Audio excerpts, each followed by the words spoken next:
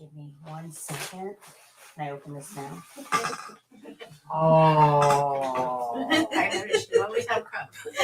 I love, that's a gorgeous color. Oh. Thank you so much. Aw, that made me cry. Oh, thank you. I truly appreciate that. I used to have all of my thank you cards all over the wall. And when I rearranged, I had to move them all because I don't have enough wall space. But in the store, we're going to put them up all over. Nice. So we'll put that in there. Thank you. I love, these are my favorite colors. Oh, anything nautical. Perfect.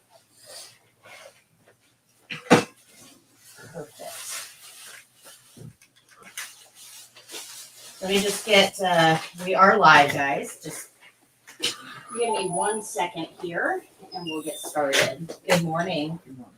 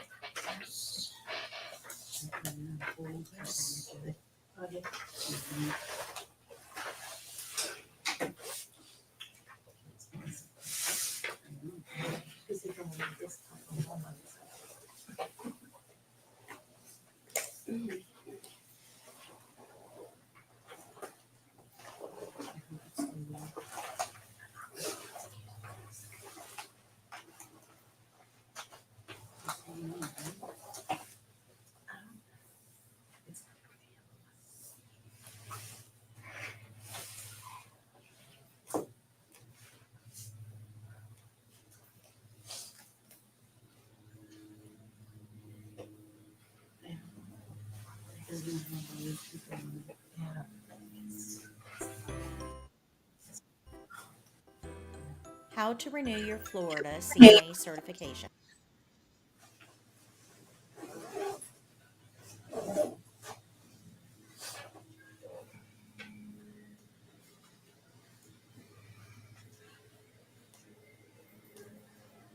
Okay, I think we are ready. Good morning.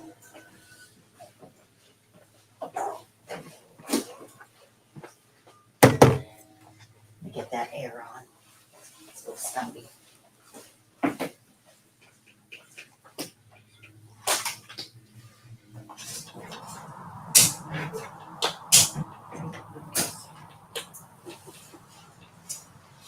All right, how did you guys do with your homework?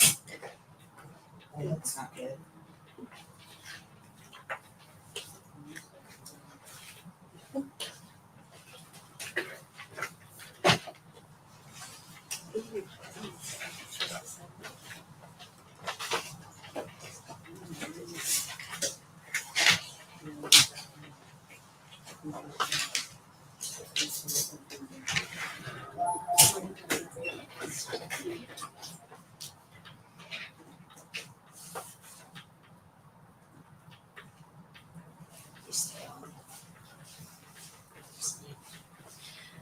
Okay, so over between last class and this class, you guys had chapter 10.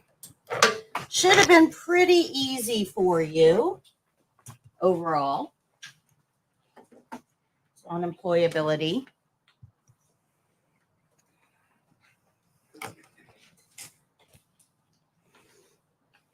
There we go.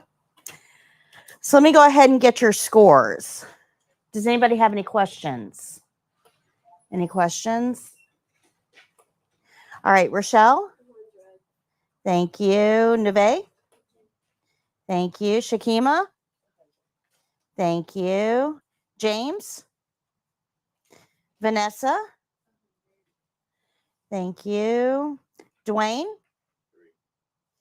Thank you. Dwayne, do you have 8 and 9 for me? I do not. That's okay. Maya? Thank you. Maya, I need 5, 6, 8, and 9, if you have them. For 5, I got an 80, 6, and 90. And you said you also got 8 and 9. 8, I also got an 80, and 90, I got a 100. Okay. Thank you. Vita? Missed 2. Thank you. Lucille? 100. Thank you. Asia? Missed 3. Thank you. Asia, I need 5, 6, 7, 8, and 9 from you. 5 was 100. Okay. 6, I missed 1, 2. Okay. 7, I didn't get 2. Okay. And then is that one? 8 and 9. And then 8 is 100. 9 is 100. Thank you. Shelby? Adam? I missed 1. Thank you. And Faith. Okay.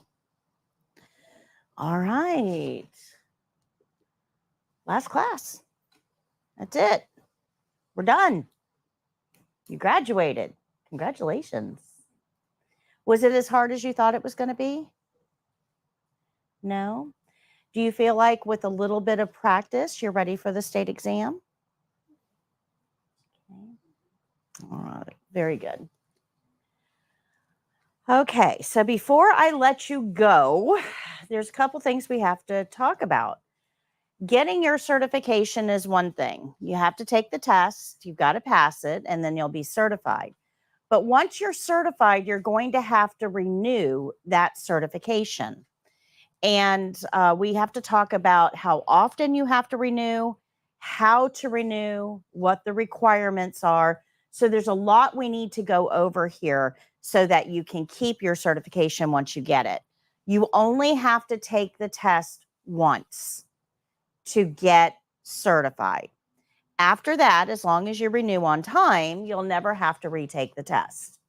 So we want to make sure we're renewing on time so we don't have to go through this again. Testing is stressful. Okay. So any questions on what we're going to go over right now? I'm going to show you a video on this. The video is on my website. All of the notes are on page 171. So you don't have to take any notes here. But chances are when it comes to renewal time, you're not going to remember everything that's in this video. So if you go to my main website, foryourcna.com, under after certification is where you're going to find this video.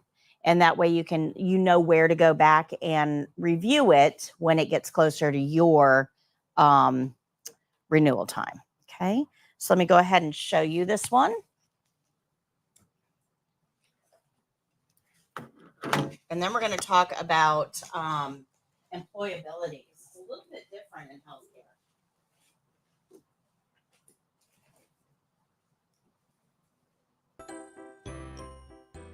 How to renew your Florida CNA certification, a guide for Florida CNAs. Brought to you by foryourcna.com. After you pass your state exam, you will receive your certification card in the mail. This card gives you valuable information. All right, guys. Take a moment to look it over. Check your name and address to make sure they are correct. Make a note of your CNA certification number. You will need this for employment and in-service credit. Your certification also comes with a convenient wallet card. Sign this and keep it in your wallet for handy proof of certification. But one of the most important things you need to pay attention to is the expiration date. It will be located near the top of the blue card in the grid. In Florida, CNAs are divided into two groups, odd year group and even year group. Everyone in the even year group will renew their certifications in even years, such as 2018, 2020, 2022, and so on. Everyone in the odd year group will renew their certifications in odd years, such as 2017, 2019, etc. When you become certified, you will join one of these groups. But which group you end up in has nothing to do with when you test. You will be assigned a group when you receive your first certification, and you will remain in that group even if you allow your certification to lapse and you retest later in life. So how do you know when you will have to renew? It's easy. Check your expiration date. Every certification will expire on May 31st, either in an odd year or an even year. You need to know which group you are in. This is Jenny. Jenny became a CNA in 2017.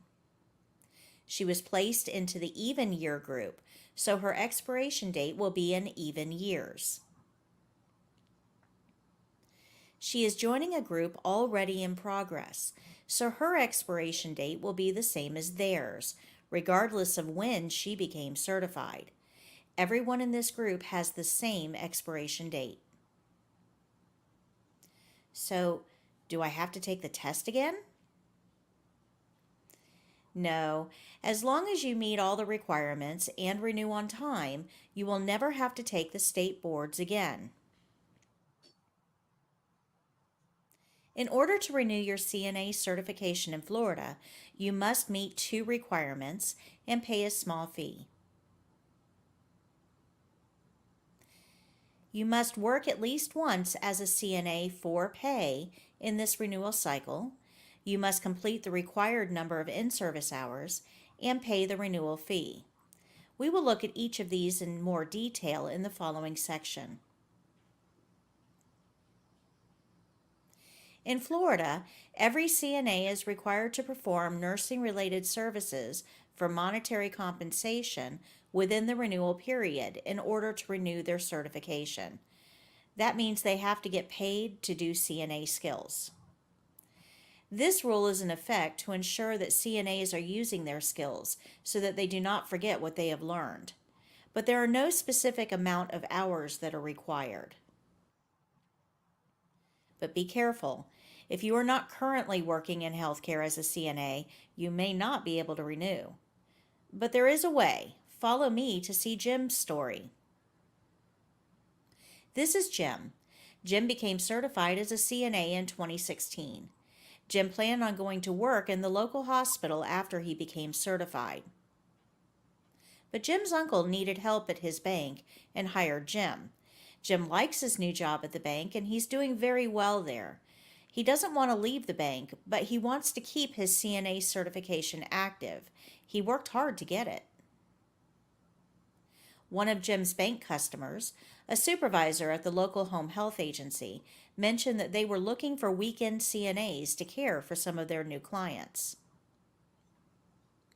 Jim immediately filled out an application. He was hired and now works only one Saturday a month. Jim kept his regular job at the bank, but still met the requirements for renewal. Jim will keep one of his pay stubs for proof of the work requirement. Now let's look at the second requirement, in-services. In Florida, continuing education courses for CNAs are called in-services. You must complete a certain amount of continuing education every renewal period in order to renew your certification. You must complete continuing education in-services in certain topics every renewal period. These will include bloodborne pathogens and infection control, domestic violence, medical record documentation, resident rights, communication with cognitively impaired individuals, CPR skills, and medical error prevention and safety. So remember your expiration date on your certification. You need to compute how many months you will have that certification to determine how many hours you need. You will need 1 hour of in-service for every month that you are certified.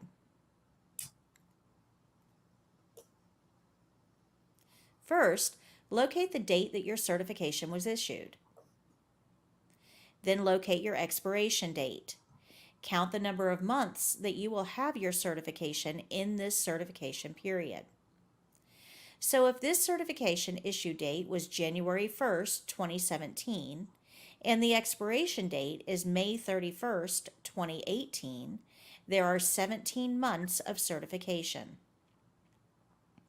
This certification will be valid for 17 months before renewal. So this certification will require 17 hours of in-services for renewal. Once you have done your required topics, the remainder of the hours can be in a topic you choose. Choose topics that relate to your work environment or an environment that you want to work in. The topics you choose are entirely up to you, and the choices are endless. In-services can even help you if you want to change jobs. How? I'm glad you asked. Let's say that you currently work in a dementia unit. But then your friend tells you about a job opening at a local hospital.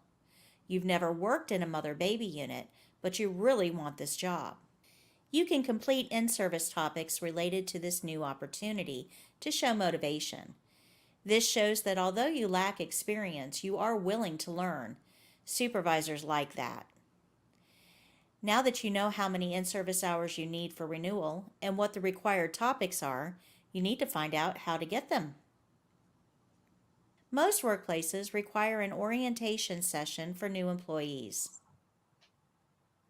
Some employers will give you in-service credit for completing these modules during orientation. In-services can be awarded for watching videos, classroom instruction, formal group discussions, or even self-study at home. This is a great interview question. Do you offer in-service training hours? In-services can also be awarded for topics discussed in monthly workplace meetings. Sometimes hospitals and other community agencies will host continuing education opportunities. These are often advertised online or in community newspapers or bulletins. But for many CNAs, the easiest way to get your required in-services is online. There are many online in-service providers. Each is structured a bit differently, but most have some sort of free trial. Simply search for CNA In-Services Florida in your favorite search engine. If you are unsure if the provider you want to use is recognized by the Board of Nursing as an approved provider, you can check them out on CE Broker. Go to cebroker.com. Under Course Search, select your state and your profession, and then click the Begin Search bar. Now click the Providers tab to access a list of approved providers. You can also search for courses right on this website. So far, we've learned how to work at least once as a CNA for pay this renewal cycle, and we've learned how to complete the required number of in-service hours. So all that's left is to renew and pay the fee. The bottom of your certification card contains the information you will need to renew. Your specific renewal instructions are printed here. Once you access the website listed on your certification card, flhealthsource.gov, click on Renew a License. After logging in, follow the prompts, check off the requirements, and pay the fee. Renewal can take less than 15 minutes to complete as long as all of your requirements are met. You will sign in with your username and password on your certification card.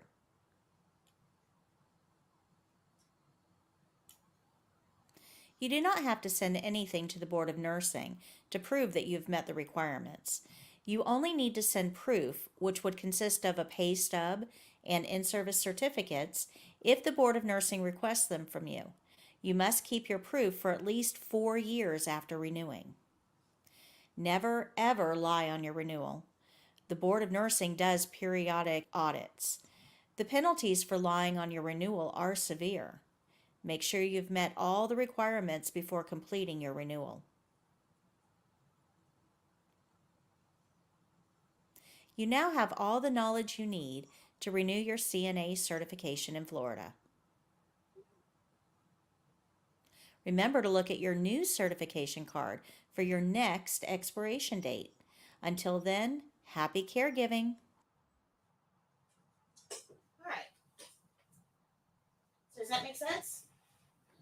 Remember that your specific renewal date is not going to be in any way related to when you got certified.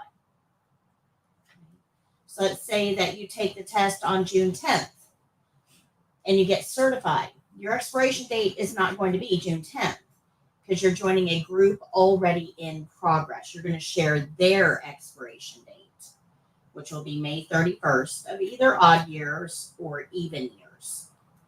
Make sense? Okay.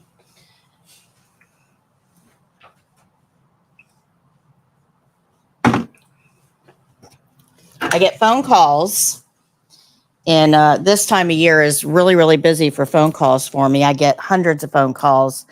I only had my certification for 6 months. Why do I have to renew it? Well, because you're joining a group. Their expiration date is May 31st of 2024. You joined that group, so your expiration date is also May 31st of 2024. Okay, good. Easy peasy.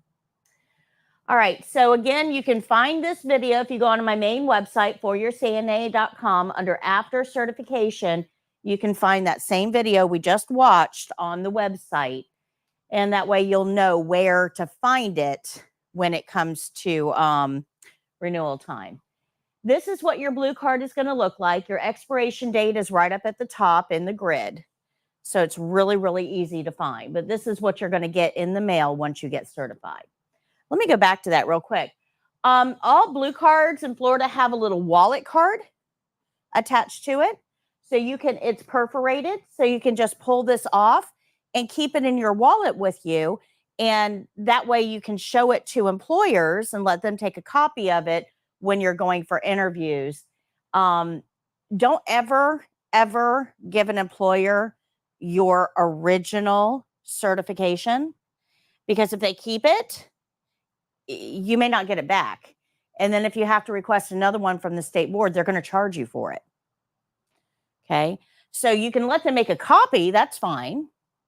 You can hand them the wallet card. I never, my card, my blue card is posted in the shop. It stays there. It stays on the board. This is what I get for proof, and my wallet card in my wallet. Okay. If you decide you want to move out of the state for whatever reason, you have to know how that process works. So starting on page 172, I have information for all of the boards of nursing for every state. Let's say that you decide you want to move to New York. You would contact the Board of Nursing in New York and tell them, hey, I'm a Florida CNA. I'd like to get certified in New York. They will tell you to go get a background check, pay a fee, and they'll verify your certification, and then they'll issue you one in New York based on the fact that you've got one here. No testing, no training, no nothing other than background check and fee, and you can get certified. Not all states are that easy, though. Some states require that you do their testing so they can make sure that you know what you need to know. Other states are going to require that you start all over. You would want to know that before you move. That's really important. So that's why I've got all of the boards of nursing information here to make sure that you can contact them easily to find out what the requirements are. Guys, this whole process can take up to 6 to 8 weeks. So don't try this on a Tuesday and move on Wednesday. You're probably not going to get anywhere. Okay.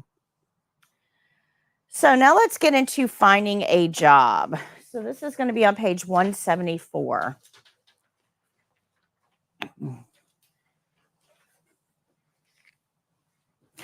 Finding a job in healthcare is a little bit different than finding a job in other industries. And most people don't really realize this, right? When you're looking for a job, where do you normally go to look for a job? Not in healthcare, just any old job. Where do you normally go to look for a job? Indeed. Okay. Yeah. A local jobs board. Absolutely. And that's what most people do. They go on to Career Builder, Monster, Indeed, Snag a Job.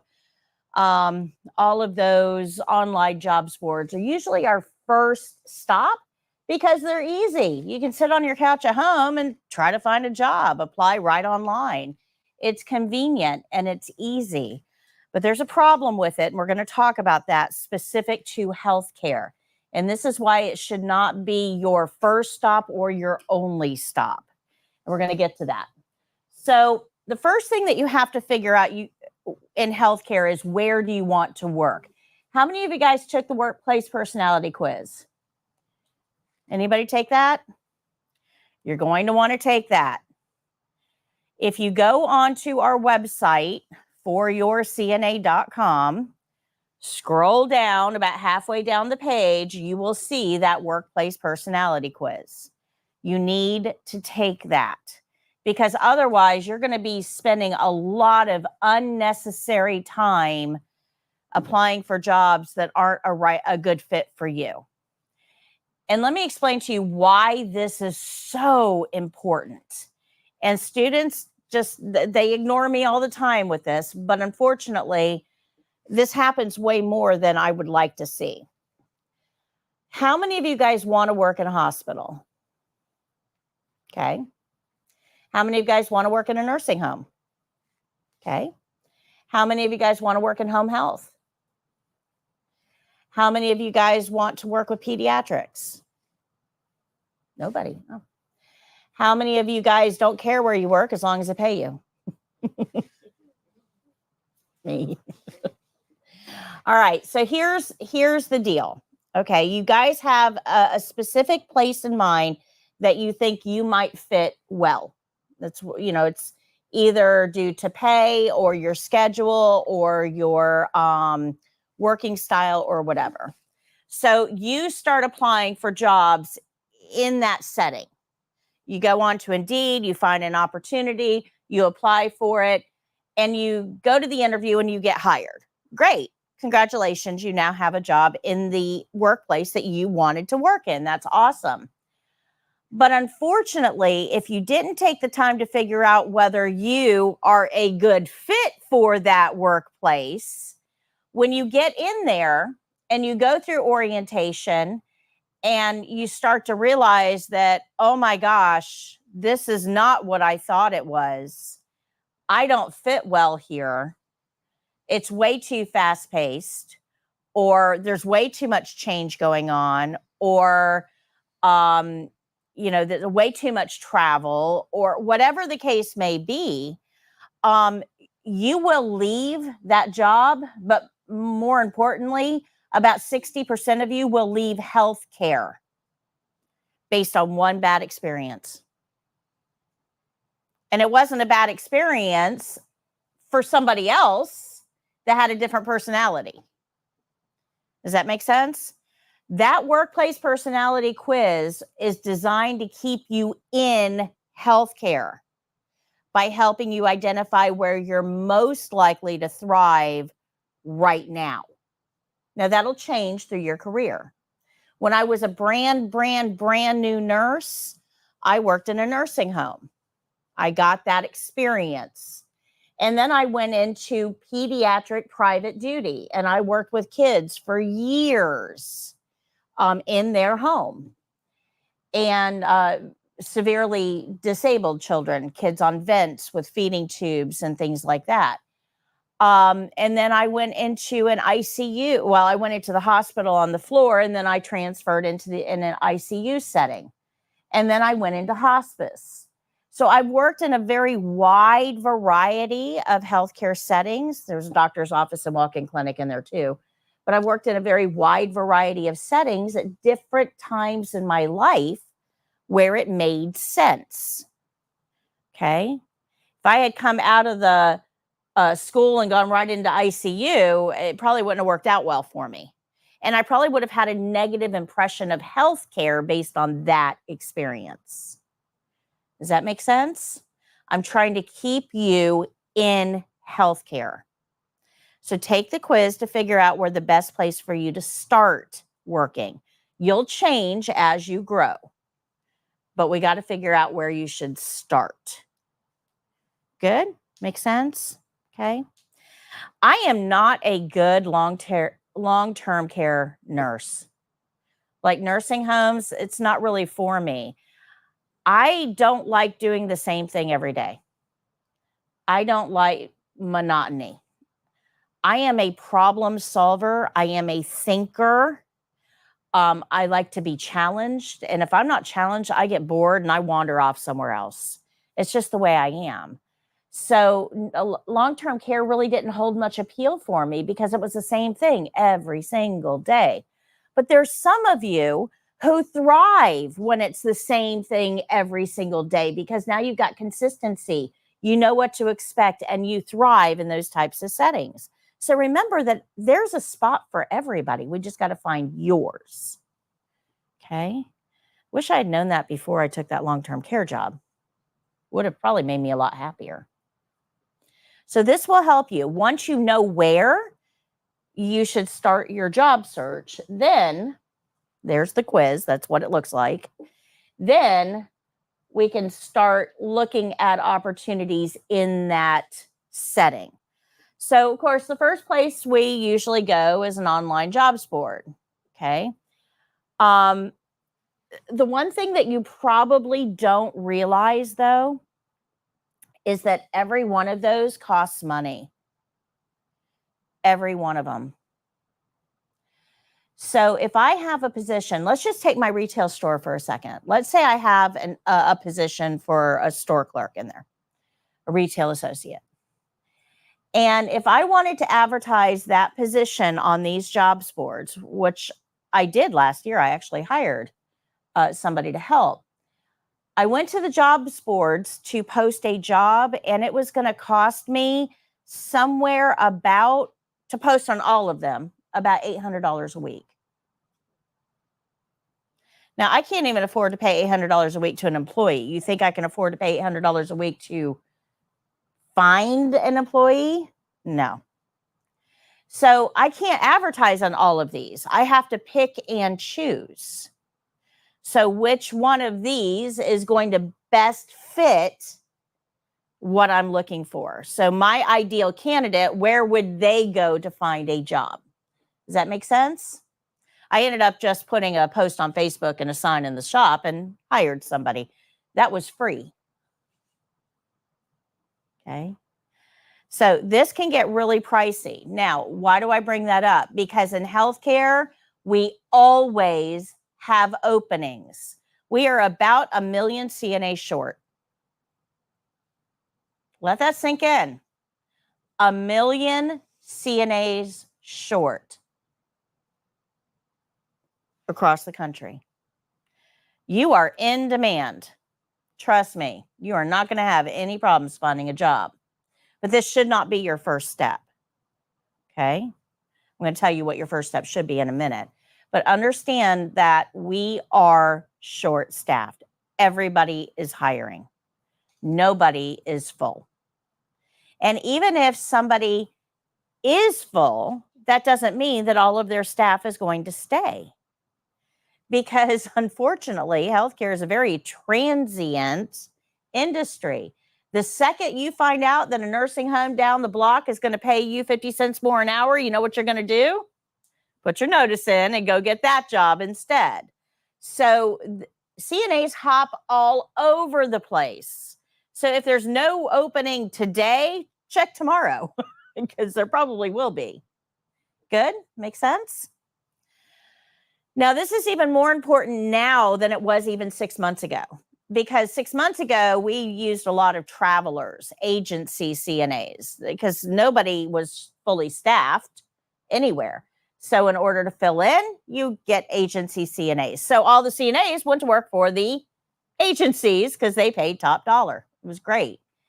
Now, unfortunately, because of that, nursing homes are bankrupt. They're closing nursing homes right and left because the payroll costs got way out of hand. They couldn't afford it. Now, what do you think is going to happen to all of those patients that are living in a nursing home that require nursing care if these nursing homes close? Well, all the other nursing homes are full. So what do we do? What do we do with these people? It's a problem. And nobody's come up with the right solution. So, you know, I mean, they're telling families, you have to take your mom home. You have, she's going to be homeless. You know, there's nowhere to put her. So this is a problem. So because of this crisis, they said, okay, we've got to stop using agency CNAs. You need to start hiring CNAs at the facility. So you're going to find a lot more facility openings than agency openings now. Does that make sense? Okay. So there are still a few agencies that are hiring, but not like it was 6 months ago. Not at all like it was 6 months ago. So we need to understand that number one, you got to know the right place that you fit. Number two, all the jobs boards aren't going to have all of the openings available. And number three, facilities really need to hire you versus agency. Okay. So you're going to see when you're looking for jobs that this is going to be reflected in what you see. You might see that Indeed has an opening on Indeed that isn't on Career Builder. And you're like, well, wait a minute, you know, is it an opening or not? Remember that not all of the positions are going to be advertised everywhere. Okay. But because we are short-staffed, that means that the employers are always advertising for jobs. Do you know how expensive that's going to get? If you always have to have a job opening to get applicants. So that is becoming an issue. When you go onto these jobs boards, you're not going to see every CNA position that's actually out there. You're just not. Because a lot of places have stopped advertising on these jobs boards. So where do we go? If we can't see it on the jobs boards, where do we go? Well, one of the best things that you can do is go directly to the website of the place you want to work. So those of you who said you wanted to work in a hospital, the best thing to do is to figure out which hospital you want to work at, go directly to their website, look under jobs or careers. There's always a tab at the top that says jobs or careers, or it could be all the way at the bottom in the footer. But you're going to click on that and it's going to bring you to their local jobs listing. This doesn't cost them anything. They already own the website. So if you want a good idea of who's hiring, go directly to their websites and you'll be able to apply right online. But there's something that most people don't know about this. When you apply, so let's say our local hospital system here, let's say that they have an opening for a CNA on a PCU unit, on 2 North, and on the ortho unit, okay? So there's 3 CNA positions or PCT positions listed. Now, PCT is CNA working at a hospital. You can't apply for those, by the way. So we have PCU, 2 North, and ortho, okay? Those are the 3 opportunities on here. So you go to the first one, PCU, and you apply. You fill out the application, you attach your resume, you send it off, and you assume that that resume and that application is going to go to all 3. It doesn't. It will only go to the one department that you applied for. So if there's 3 openings and you don't have a preference, what do you think you need to do? Apply for all 3. Okay. A lot of people think as long as I put an application in, they'll all see it. Somebody somewhere will call me. It doesn't work like that.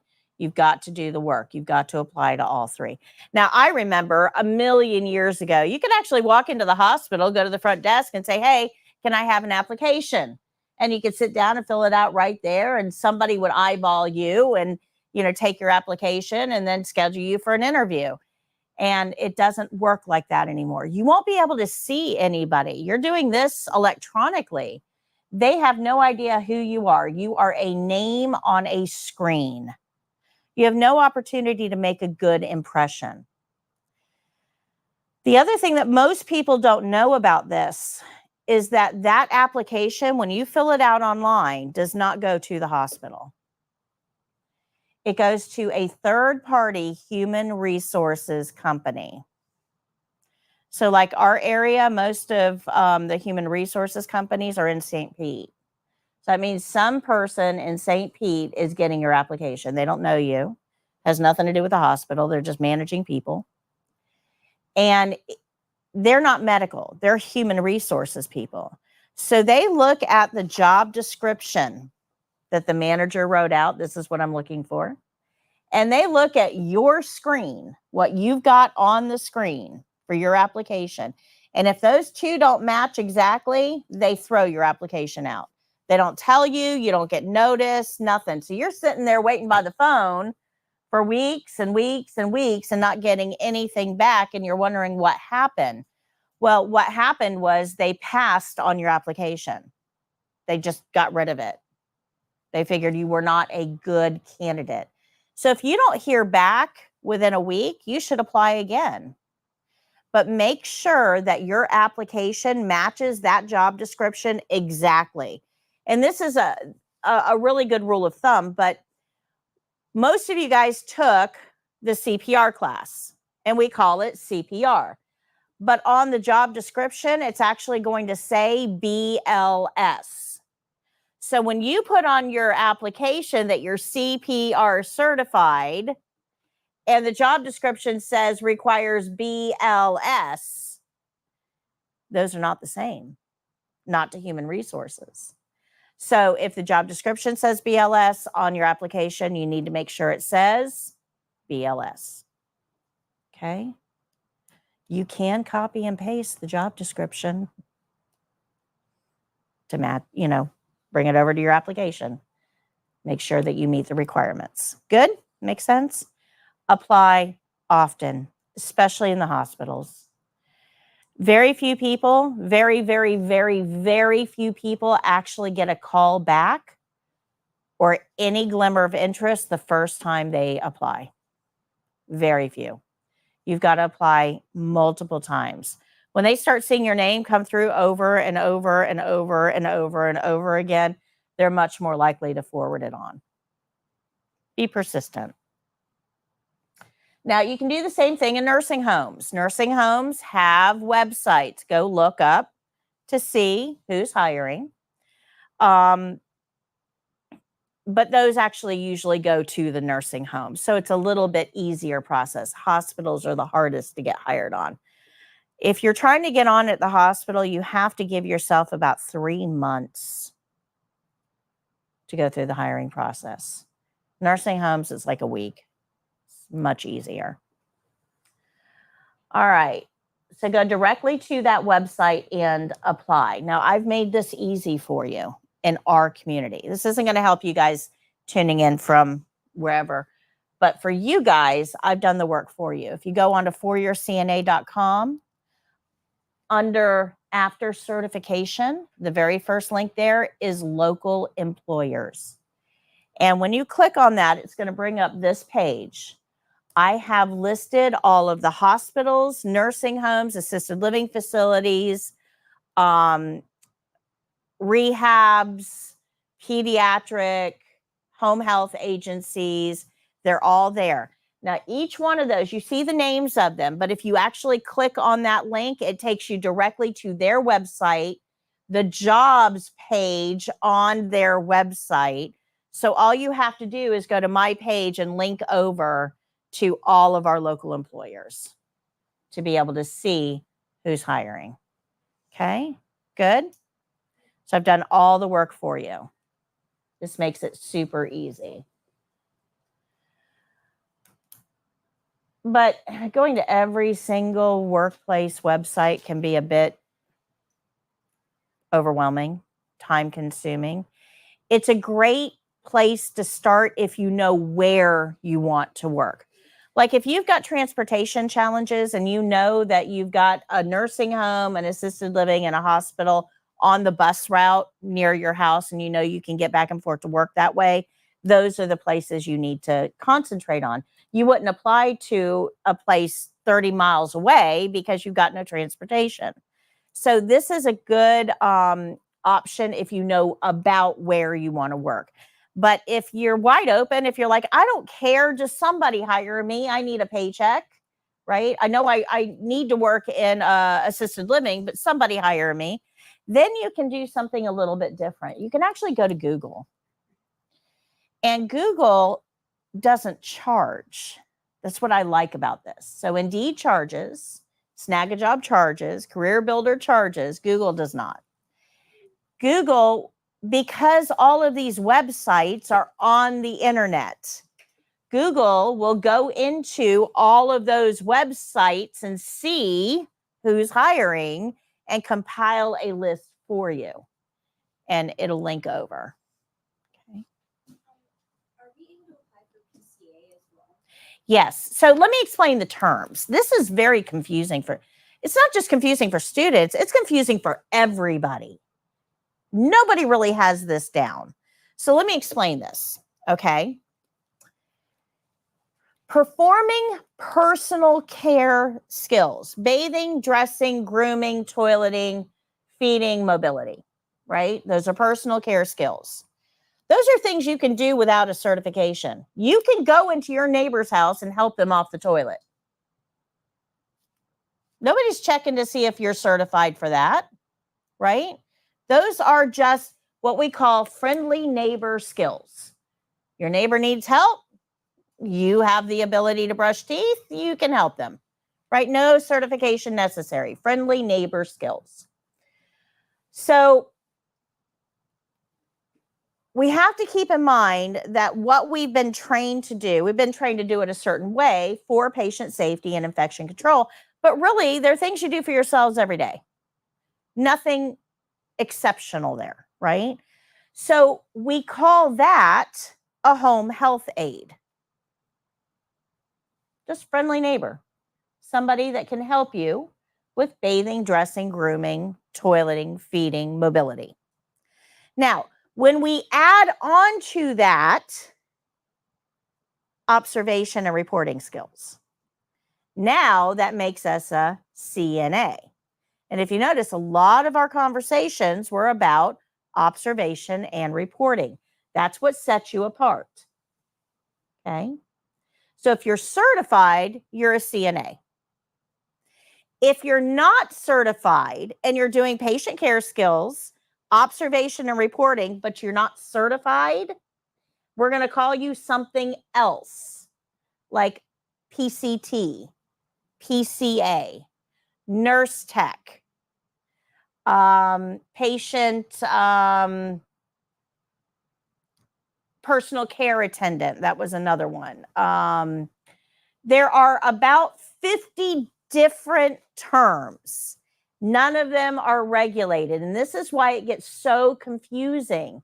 There isn't anything regulated. The only thing regulated is CNA, which is patient care skills plus observation and reporting, state test, PCA. Everything else, wide open. The hospital can decide what they want to call you. The rehab center can decide what they want to call you. The nursing home can decide what they want to call you. The home care company can decide what they want to call you. They can call you anything. Does that make sense? So when you're looking at all of these different initials and different titles, you have to scroll down to see what is required. Okay. If they require certification, it'll say CNA certification required.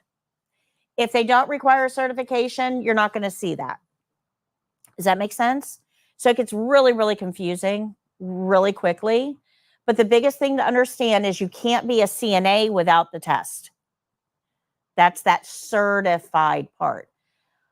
But this is the thing that most people don't understand. There's only 2 places that you have to be certified to work.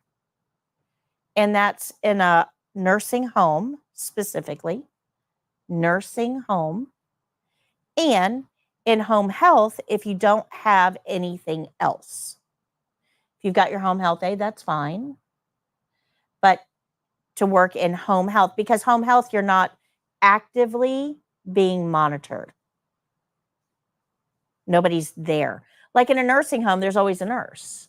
In a hospital, there's always a nurse to oversee you. In a rehab, there's always a nurse to oversee you. In home health, it's just you and the patient. So there's no oversight there. So they need to make sure that you have a certification. That's it. Those are the only 2 places that you have to be certified to work. That's it. Now, that doesn't mean that your CNA won't come in handy at other places. Assisted living likes to hire CNAs, and they might even have CNA as a requirement for that position. But that's determined by the employer, not by the state, not by the government. That's just an employer. If I'm hiring for a retail associate, I can require that you have a bachelor in art history. I'm the employer. I can set what I want you to have to work for me.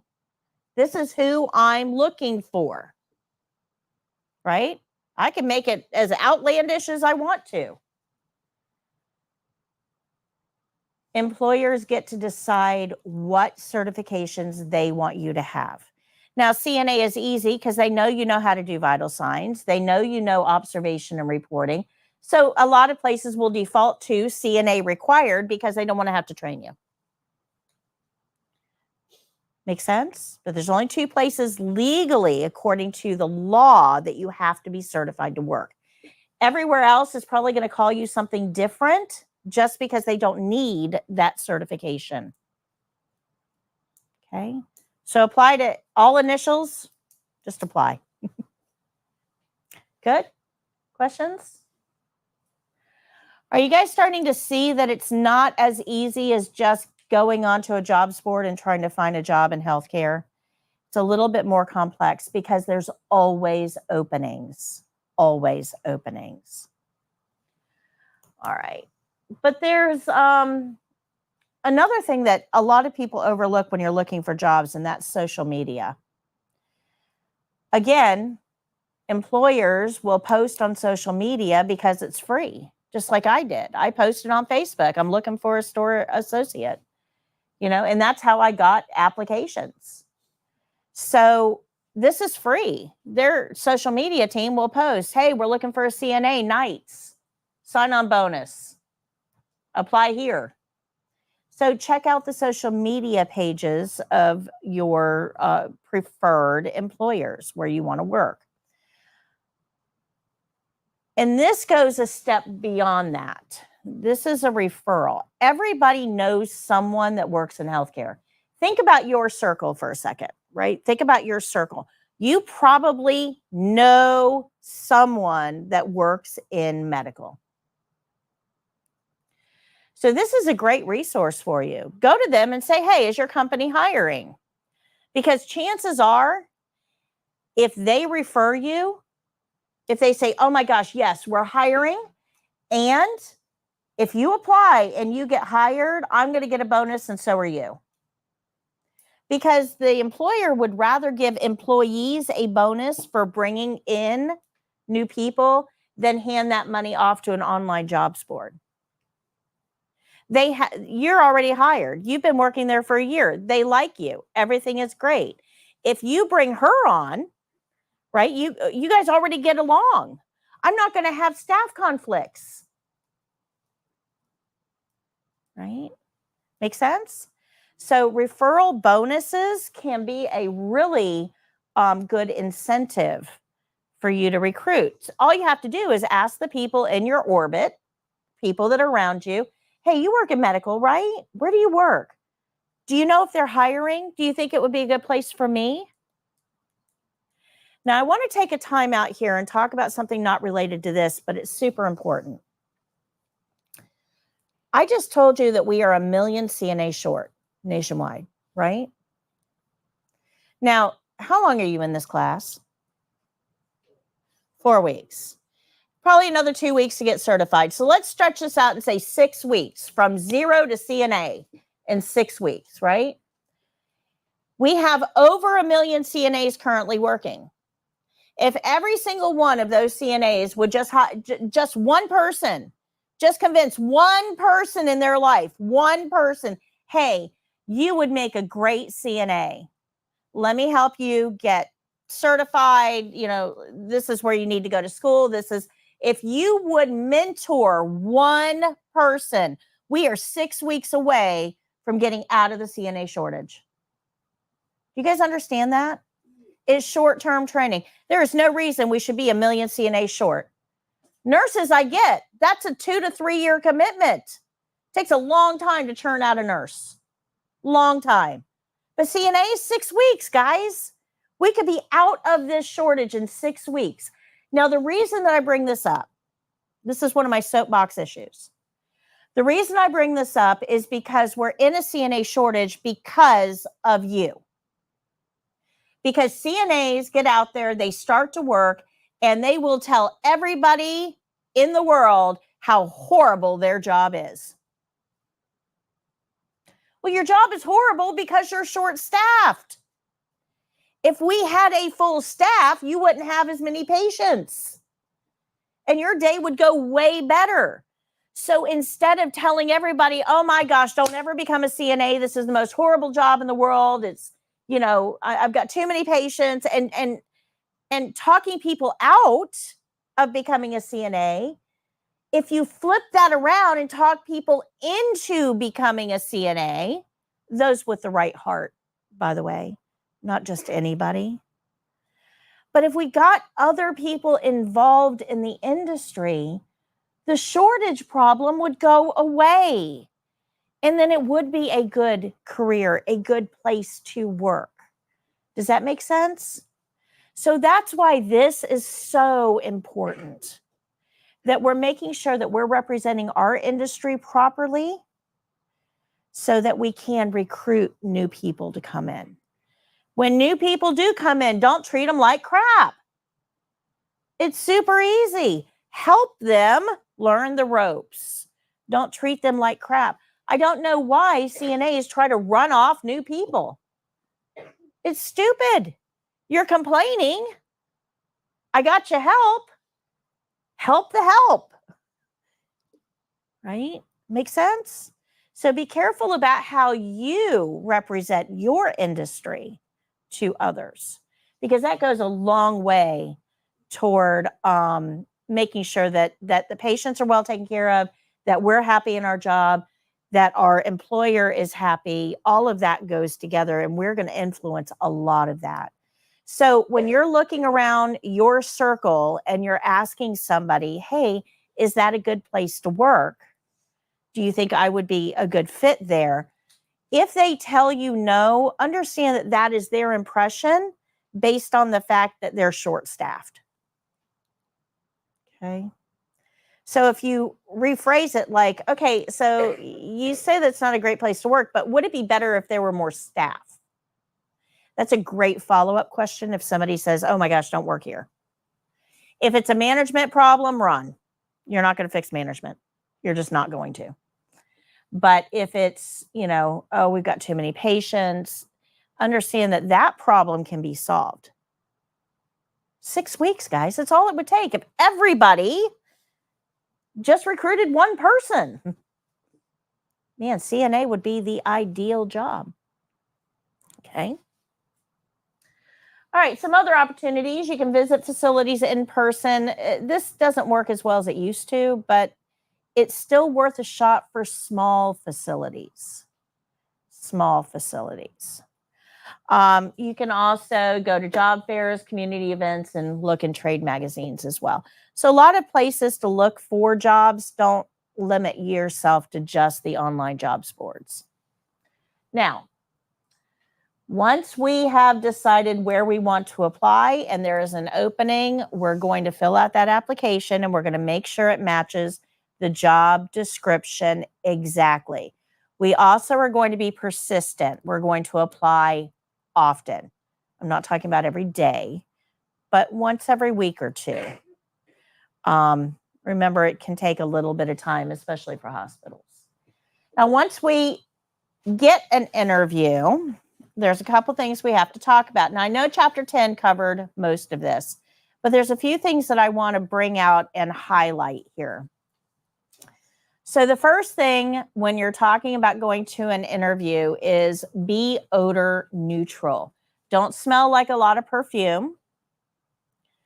Don't smell like smoke either. You want to be odor neutral. So that's very important. And let me tell you a little bit about smoking and vaping. Most of our healthcare campuses, that's what they call them, healthcare settings, are non-smoking areas. So this presents a problem. And smoking, by the way, includes vaping. They do not make a distinction. Smoking and vaping are in the same camp. So because they are no smoking campuses, when you're on break, you have to go completely off campus to have a cigarette or use your vape. So that's an important thing to think about, right? If I have to go all the way off campus to use my vape, that smoke break is probably going to take me longer than 15 minutes. So other people that are covering your patients are going to get very irritated with that. I have a 15-minute break. Why is it taking you 25? This can cause a lot of strife. It can cause some repercussions with, having to be talked to and things like that. So because of this, the other reason is stress management. If you are a smoker or a vapor, that is what you do to manage your stress, right? You're not vaping for fun. You're vaping to manage your stress. That's what we do. So here's the problem. Healthcare is stressful. If every smoke break is going to take you 25 minutes and you're working in a stressful environment, I'm never going to see you in the environment. You're always going to be on break because that's how you deal with stress. So smokers and vapors tend to take more breaks and they tend to take longer breaks. And that is going to reflect on the other staff that has to pick up the slack. So when you go into an interview, if you smell like vape or smoke, they are not going to hire you. They're not even going to give you a chance. Okay, make sense? All right. Dress to impress. This question comes up a lot. So what should you wear to an interview? Certainly business professional is appropriate. Everybody knows you can wear business professional to a interview, slacks, nice shirt, dress, whatever.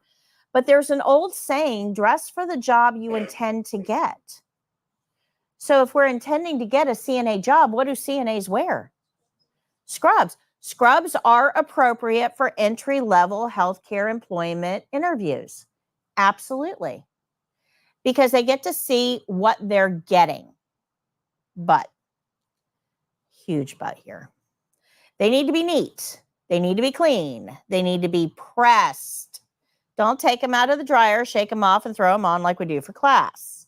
We want lines in them. If you don't know your way around an iron, take them to the dry cleaner. You want to present the most professional image you can. They should be solid in color. Darker colors best, which is why we use the colors we do for class. Darker colors are best. Good? Make sense? Do not wear prints. Do not. You will not get the job. Guaranteed. If the facility you're applying to allows prints, that's okay. You should still be in solids, much more professional. But let's say that you're applying for the hospital and you got this cute little Tinkerbell top that you've just been dying to wear because it's adorable. And it's brand new, never been worn. You think it's a great idea for an interview, shows your fun side.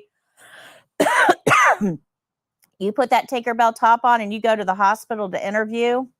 That interview will only last about 5 minutes, and they're going to say, okay, thank you very much. We'll be in touch, and they're never going to call you back. And that's because about 10 years ago, they switched to solids. And for about 5 years, those managers had to play fashion police because healthcare workers did not want to wear solids. So they would show up in everything but what they were supposed to wear. And those managers got really tired of fighting with their employees just to get them in the right clothes. So if you show up in a print, they're immediately going to dismiss you because they think you're going to be a problem. Isn't that crazy? If you know the color that the CNAs wear at that facility and you have that color, wear it. It's good because it shows you've done your homework. You want to work there. And guys, if you're showing me during the interview that you want to work here, I have a pretty good chance that you might actually show up to work. There's a huge problem out there with getting interviews. You show up for the interview, you're scheduled to work to start orientation, and you never show up for orientation. You know, they put all that time into vetting you, interviewing you, hiring you, and then you never show up. So if you show up to the interview looking like you want to work there, they're much more likely to hire you. Good? These are just little key things that have been information that's been given to me by the people who want to hire you. Remember, I own the only scrub shop in the county. That's it. This is the only one in the county.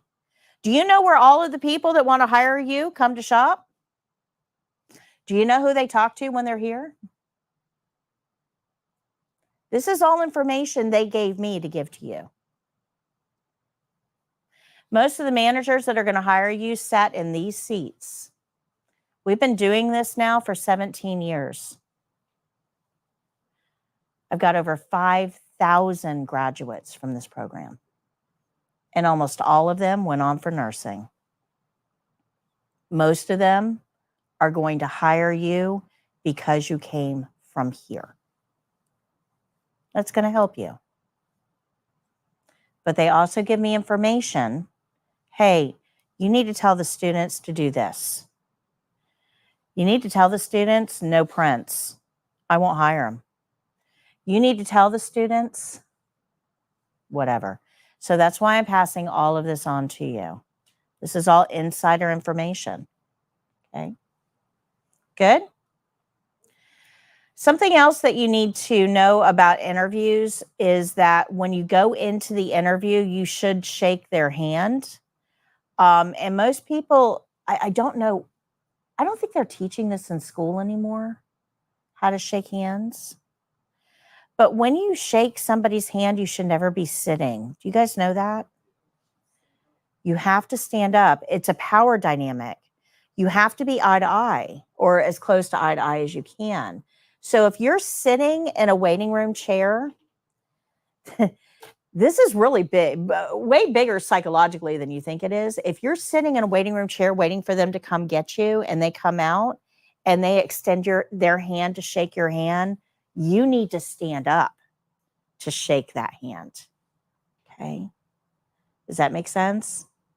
Okay. Be really careful with that. Make sure to shake a hand, you put your hand out, thumb up, grasp the hand once up, once down, and then you can withdraw. Okay.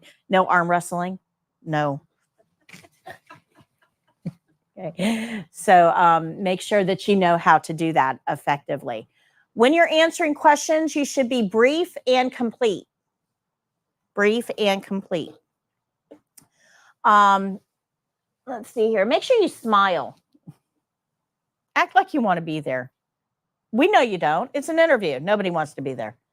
The interviewer doesn't want to be there, but let's act like it. Okay. But probably the most important thing on this list, and it's one that gets overlooked a lot, is make eye contact. Remember that what sets us apart as CNAs is that observation and reporting part, right? That's the part that makes us a CNA. If you can't make eye contact during an interview, you have no observation and reporting skills. You are not a good CNA. Because yes, interviews are stressful. Absolutely, 100%. I would absolutely agree with that.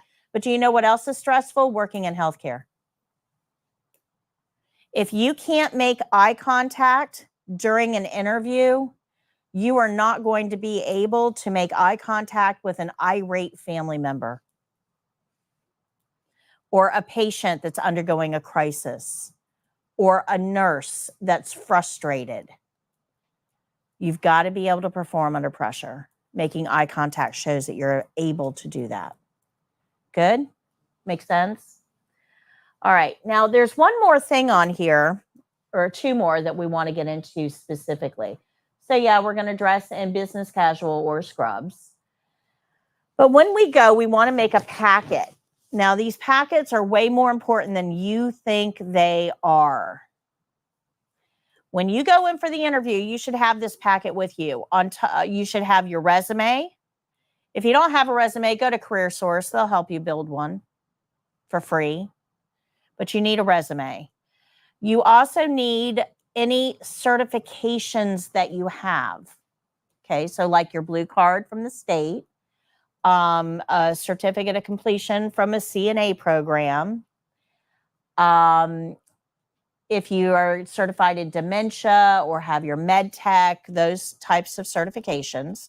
You should also have a copy of your CPR and first aid card in there if you have that. All of that should make a packet. And when you go into interview, you should give them the packet at the beginning of the interview. They're not going to look at it. They're going to set it aside on their desk and they're going to leave it there. But at the end of the day, when they're cleaning up their desk to go home, they'll find that packet. And it's a way for you to be remembered. Now, when people are interviewing, they will interview 5, 6, 7 people a day. You are going to get lost in all of that because you're brand new. You don't have really anything to stand out. I mean, you've got a great personality, but so does everybody else. So it's going to be hard to stand out. You want to be remembered. Leaving the packet is a way of getting remembered. But there's another reason you need that packet. So Lucy comes in. She brings a packet. Vita comes in. She brings a packet. And if I want to hire, Vita comes in. She doesn't bring a packet. So if I want to hire Vita, I've got to call her up and say, hey, listen, I'd like to offer you a position. However, we need some things for your employee file before we can offer you this position. So do you have a resume? I need a copy of your state certification card for our file. And we need your CPR and first aid cards as well. What other certifications do you have? Do you have any continuing education that you've done that you can bring in as well? Get all of that together, get it to human resources. They'll check it in. And then we can call you with a start date. Or I can call up Lucy and say, hey, Lucy, you want to start Monday? As the employer, which one am I going to do? Easy. Her packet's already done. Her employee file is already complete. She can start right away, which saves me time. Packets get you hired. Okay. So make sure that you're making your packet. Make a good impression. Stand up straight. Be polite. Answer questions. Make sure you understand the job requirements. Be prepared. And you're going to explain why you are a good choice. This is your opportunity to sell yourself. And we're going to talk about that in detail in just a minute. Selling yourself. But one of the other things that you want to do is, let me go back here.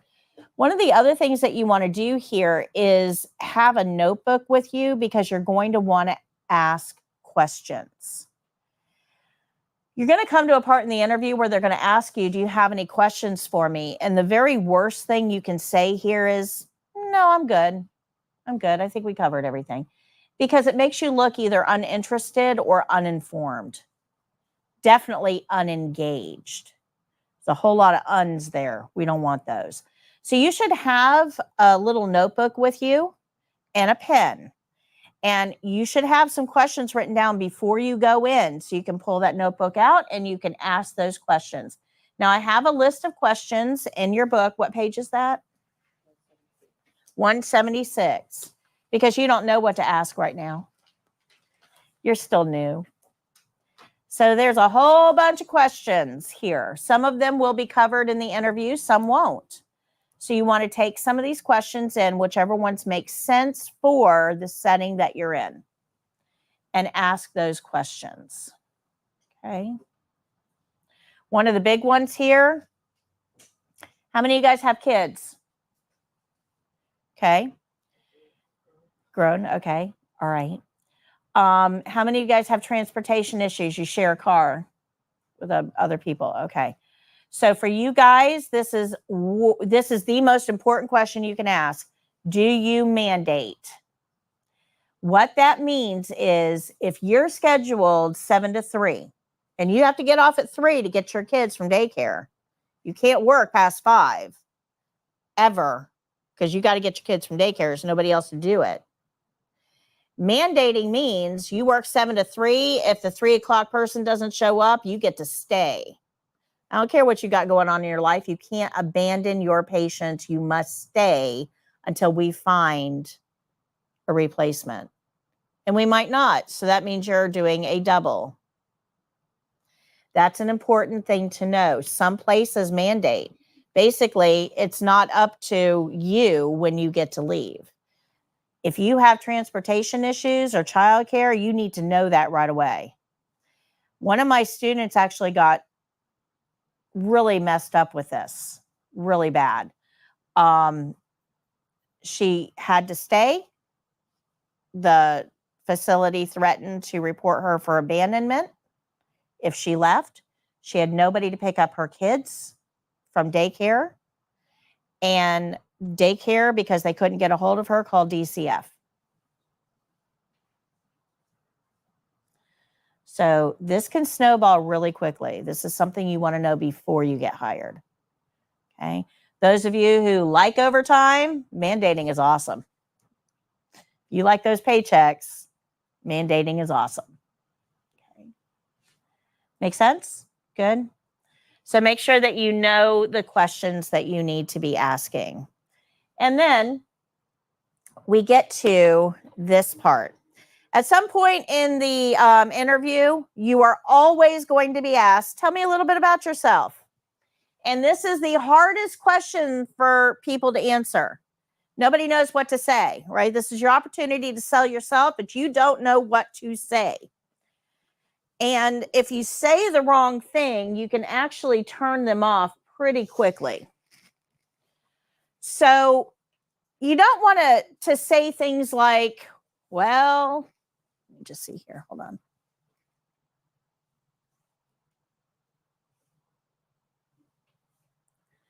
Okay. I've got a question here I got to put up in a minute. So you don't want to say something like, well, I was born in Virginia. Mama and Daddy got divorced. We moved to Florida and with Grammy. And I went to high school. And then I got a job. And I really didn't want to do that anymore. So I took, I don't know. I'm thinking about moving back to Virginia, but I haven't really decided yet. That has nothing to do with you working here. They don't need to know any of that. That is not, but those are the things that people think about when they say, tell me a little bit about yourself. You start thinking about personal. You know, well, I'm married. I got 3 kids. That's not what they want to know. They need to know what makes you so special that I should hire you. So I'm going to help you with a formula to learn how to answer this. So this is today's review sheet. And you guys at home have access to this on the website. On the back of this review sheet is what we're going to use for our formula. And we're going to do this together. So go ahead and take one and pass it around. Go ahead and take one and pass it around.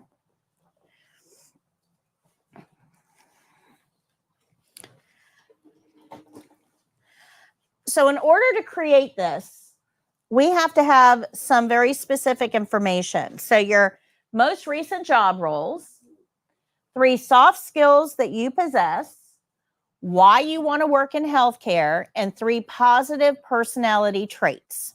Okay. And this is going to be individualized to you. It's not a blanket, but it is a formula.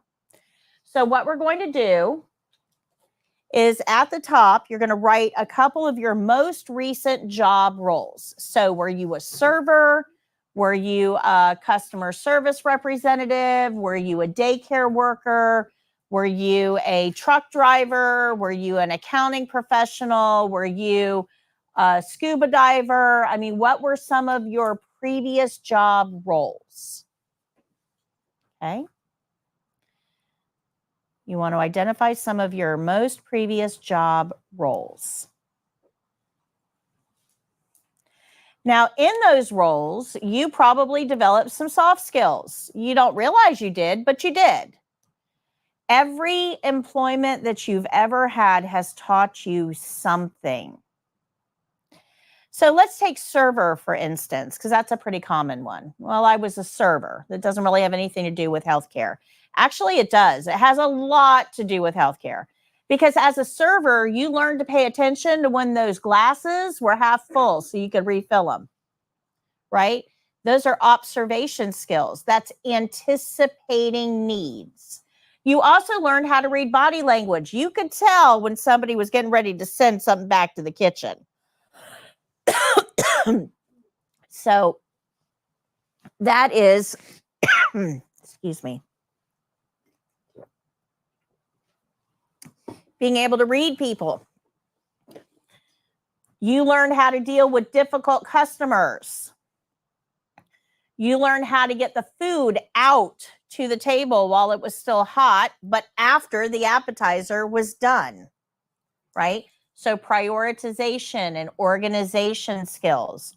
You learned to show up on time, punctuality, right? So you learned a lot of soft skills in roles that have nothing to do with healthcare.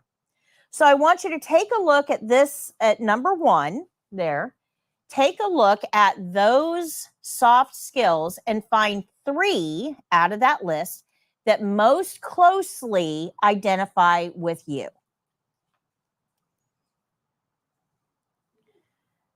Find 3 that most closely identify with you.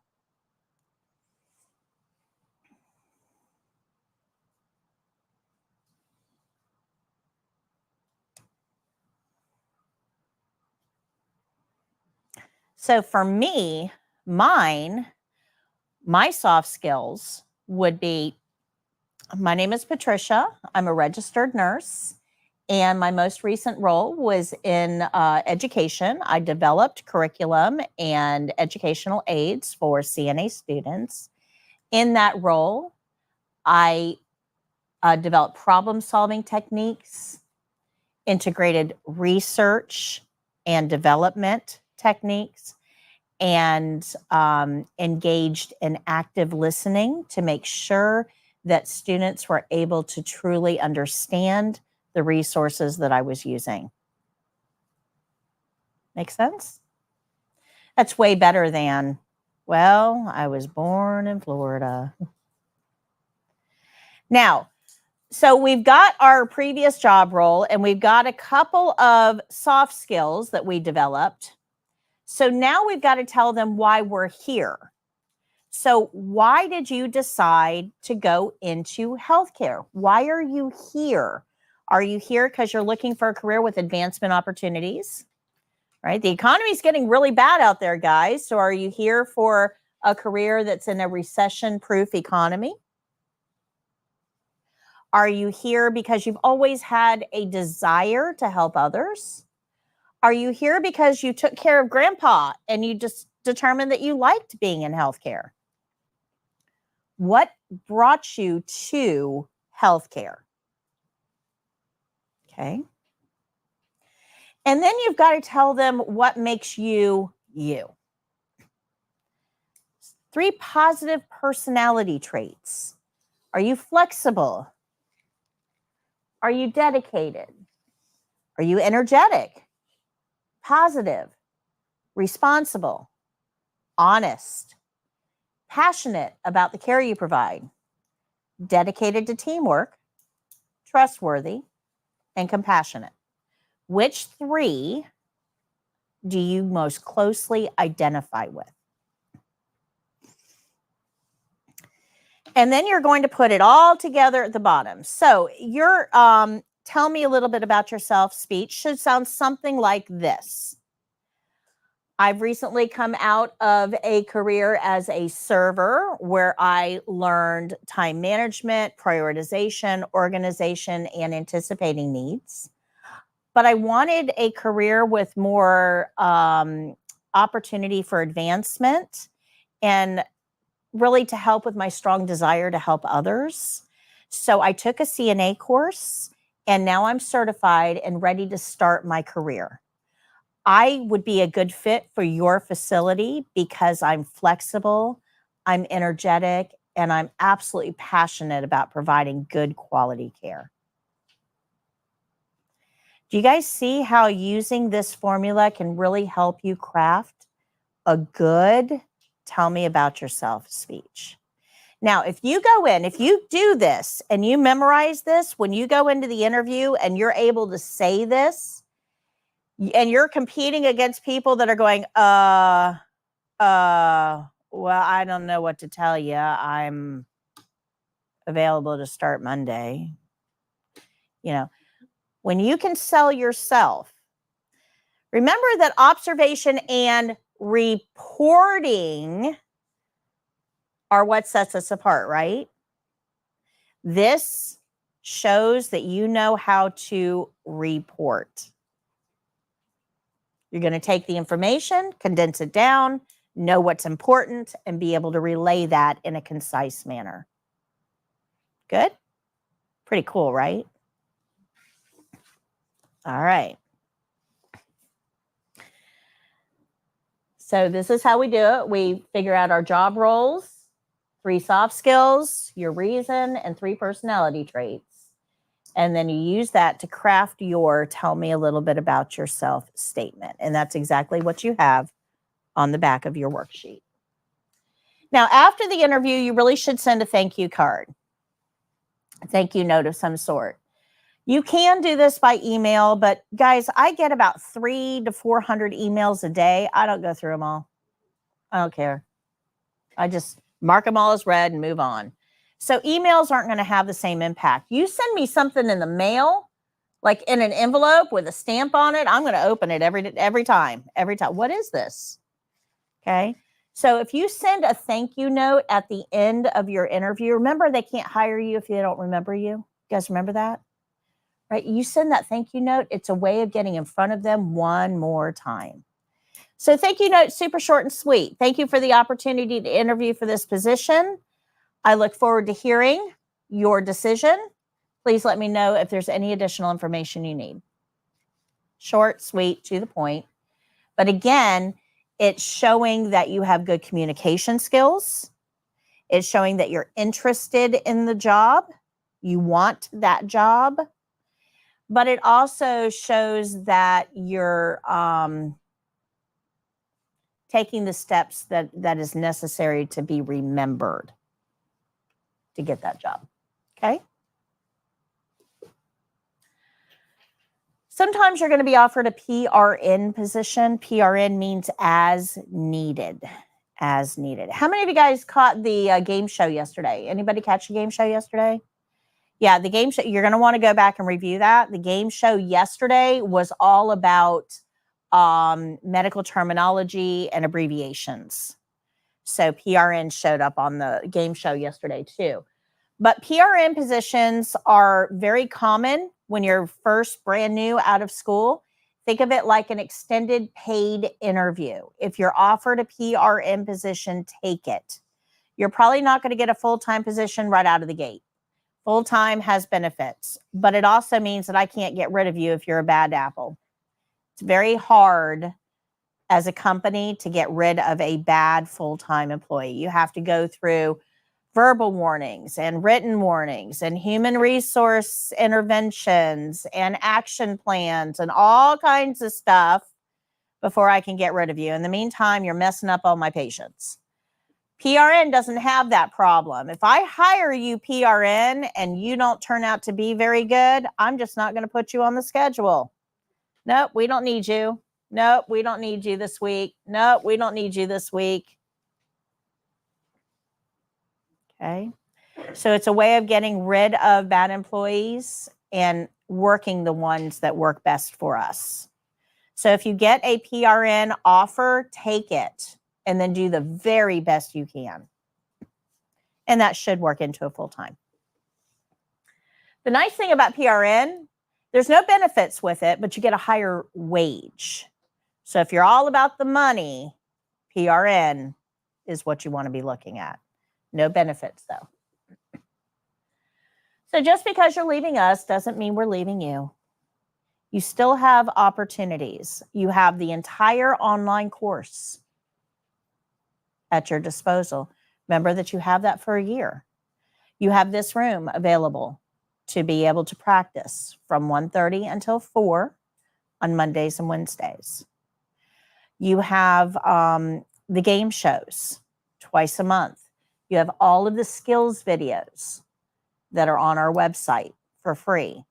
You have your book. You have your review sheets. You have a lot of opportunities to review the information. Remember, it doesn't end today. Okay?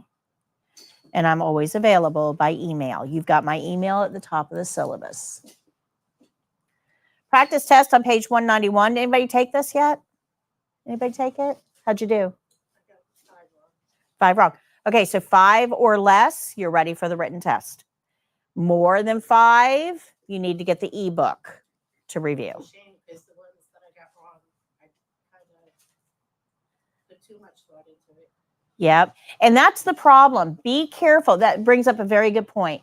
When you're reading those test questions for the written test, do not add anything to the question. If your brain goes, well, if, stop. Well, if doesn't live here. Does not live. You have to judge the question by the information in the question only.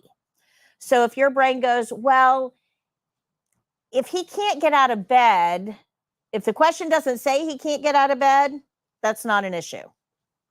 Does that make sense? So be very careful, just like the care plan. It's the care plan, the whole care plan, and nothing but the care plan. Yeah, for the test, it's the question, the whole question, and nothing but the question. Don't add to it. Okay? And I guarantee you, if you go back and look at those questions, you'll probably catch that, oh, I probably added this. And that'll change the way you think. So be careful there. We do have a practice kit available. Today is the last day of them being on sale. They're $45.99. After today, they go back up to $69.99. I give you a significant discount. Basically, I'm giving you this for my cost to make sure that you're practicing. It has everything you need. The bedpan, the wash basin, the emesis basin, the gate belt, the graduate container, the bag, orange sticks, emery boards, toothbrushes, toothettes, chucks, gloves, denture simulator, denture cup, and a carrying bag. All of it. Today is your last day of getting it on sale. Those of you that are joining us online, I think on my website right now it's $64.99. So you're getting a $5 discount. And then, of course, we have flashcards. We have the card game. We have the practice room. All of that is still available to you. The online course you have access to for 12 whole months. And the game show is on the first and third Tuesday of each month at 11 a.m. So now we're going to return the yellow books. So give me just a second here. I'm going to put a question up, and I'm going to sign off. I'm going to answer this question. I'm going to sign off. After I do that, and they're not with us anymore, you're going to put your yellow books here. We're going to go out front and take a class photo. After the class photo, then I'm going to give you your graduation folders and we'll go through those as well. But let me put the question up first.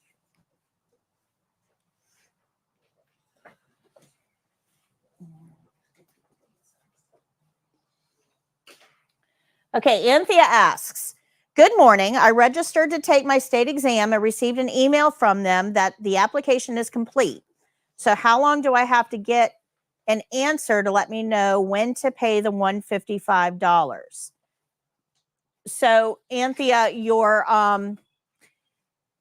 application is not going to be processed until they make payment. You should have put your payment information in when you registered. If the payment did not go through when you registered, it usually says incomplete. So the fact that it says complete leads me to believe that you've already paid for it. So I would check your bank account. That would be step one. Check your bank account. If it says complete, that means that they're sending it over to the Board of Nursing for approval. Once the Board of Nursing approves it, then they send it back to Prometric, who schedules your test. Anything that keeps that from happening, it would say incomplete at the top. Okay. So I'm not real sure in your particular situation because it shouldn't say complete without the payment. So good luck. All right. So we're going to go ahead and sign off, guys. Thank you so much for joining us. New class will start June 10th. I have 2 weeks off.